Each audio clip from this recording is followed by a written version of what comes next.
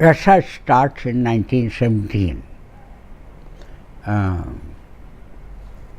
1917 में Russian Revolution हुआ, and the old order, which was headed by the Tsar, was overthrown in the revolution of 1917. And the Communist Party headed by Lenin took over. And after Lenin, Stalin took over. Lenin died in probably 23, 24 probably. The Russian Tsars, as you know, they were a kingship. A medieval period से चले आ रहे थे. And the Russian Revolution overthrew everything. When they overthrew it, their main problem was to consolidate their power. Now you realize Russia is a huge country going up to the Pacific Ocean, Siberia, Russia, European Russia, and all that. South में भी बहुत है Russia till the borders of Turkey and Syria, और वो जो central Republic थी वो अफगानिस्तान को भी टच करती हैं बॉर्डर. तो इतना बड़ा रस्सा था वो. तो पावर के कंसोलिडेशन का सवाल. तो वो पीरियड उनका करीब 25 साल लग गए, 20-25 साल लग गए. Just to consolidate the power. Just to consolidate the power. Huge country. तो स्टालिन का जमाना आ गया था. ड्यूरिंग दिस पीरियड उनकी जो थिंकिंग थी, during the period of consolidation, जो थॉट थी रशियन लीडरशिप की, वो इसेंशियली मार्क्सिस्ट थी ना. क्लास स्ट्रगल की, the theory of class struggle. Immediately after the Tsar. That was the Marxist movement. Then Marxist, and the working class was supposed to be the dominant class, and the party of the working class, the Communist Party, was supposed to be in charge. So this was the ideological context. Now please understand that this ideology was not a modern ideology. Modern ideology in the sense of today. It was not addressing the issues and the problems of today. It was addressing the issues of the 19th century, when Marxism started. So it was political and focused on the working class and against the capitalist class. This was the horizon they were addressing. So their main concern was to consolidate the Soviet power. It became the Soviet Union. So the state power was referred to by the Soviet power, by the term Soviet power. So their main problem was to consolidate that power.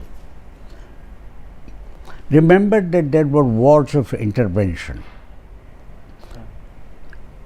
Other countries, capitalist countries, tried to destroy the revolution. So they sent their armies into Russia, from the south, from the east, and from the west, to try to undo that Soviet power. So it was the war of liberation, the war of resistance, interventions as they are called, and the consolidation of Marxist power, Marxist thinking power, political power in Russia.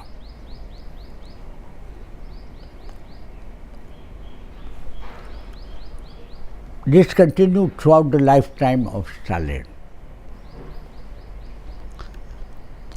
So, actually, this political approach of saving the revolution, protecting the revolution, and consolidating power and dealing with wars of intervention. So, this is roughly the Stalin period. Then comes the Second World War, 1939, going up to 1945. Again, Russia was attacked by Germany, and they encircled Leningrad and Moscow, and they had to fight. It's a story in itself, how the Russians defended themselves against the invasions in the Second World War. It was a very tough time. Leningrad was completely encircled, the second biggest city after Moscow, in the north. And there was no food coming into Leningrad at all. So the Communist Party made a program in Leningrad. It was called the Siege of Leningrad. Okay. They decided in what order people will starve to death. It was clear that hundreds of thousands of people are going to starve to death in Leningrad. The option was to surrender to the Germans. They did not surrender to the Germans. They made a program for, and it was a plan.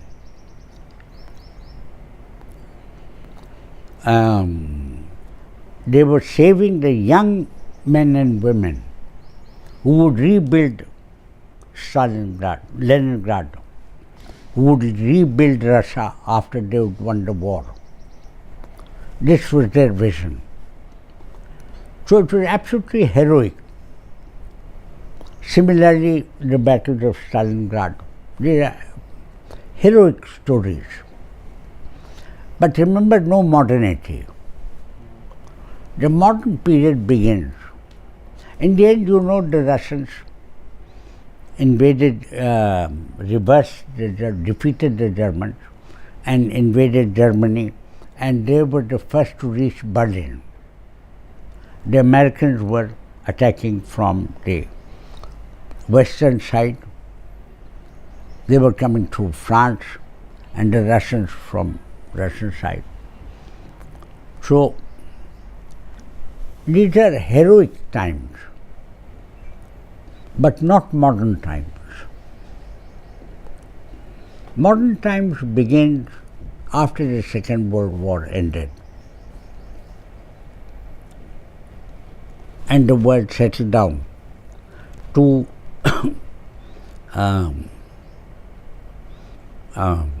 economic, industrial and scientific growth and development. That is the modern period, when you have science and technology and its growth. So it is in 1950s that they started the new period, modern period.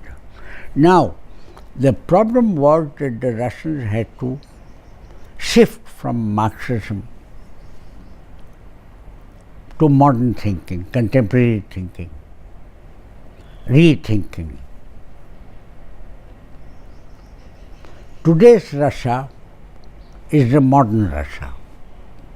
They have made that transition in ideology, in thinking, in understanding.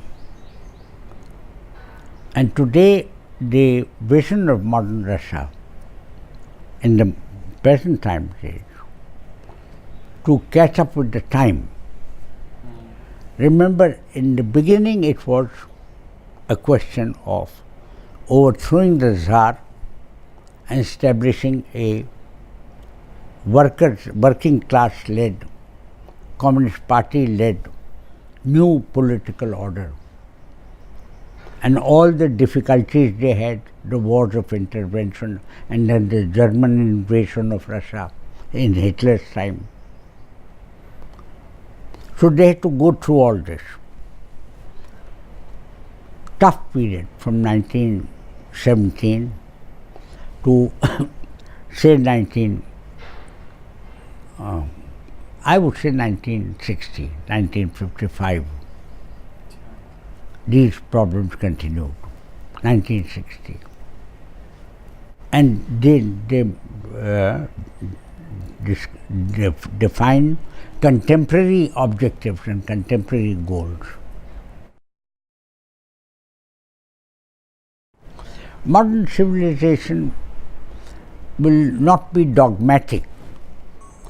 The past, historical past, is in terms of dogmas, either religious dogmas or political dogmas. But the times that we are now living in, they are going to be rational, human, and dynamic. And dynamic, not stagnant. So today's Russia is a contemporary Russia. It has not reached the peak, but it is certainly going forward. It has succeeded and is going forward.